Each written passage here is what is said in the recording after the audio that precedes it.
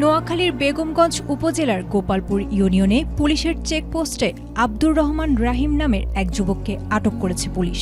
এ সময় তার শরীরে তল্লাশি চালিয়ে 3টি বিদেশি পিস্তল জব্দ করা হয়।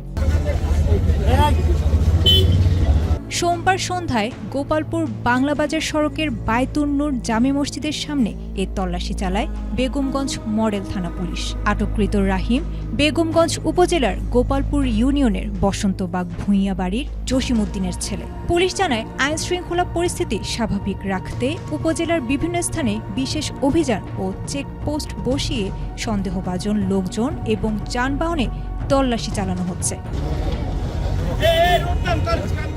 এরই অংশ হিসেবে বিকেলে গোপালপুর বাংলাবাজার সড়কের বায়তুন নূর জামে মসজিদের সামনে একটি চেকপোস্ট বসানো হয়। এ সময় মোটরসাইকেল নিয়ে দ্রুত এক যুবক যাওয়ার সময় তার গতিরোধ করা হয়। পরে কথাবার্তা সন্দেহজনক মনে হলে তার শরীরে তল্লাশি চালানো হয়। এক পর্যায়ে তার কোমরে রাখা অবস্থায় 3টি বিদেশি পিস্তল জব্দ করা হয়। বেগমগঞ্জ মডেল থানার পুলিশ পরিদর্শক হাবিবুর রহমান বিষয়টি নিশ্চিত করে জানান, মোটরসাইকেল ও আরোহীর গতিবিধি সন্দেহজনক হওয়ায় তাকে তল্লাশি চালিয়ে 3টি পিস্তল পাওয়া যায়।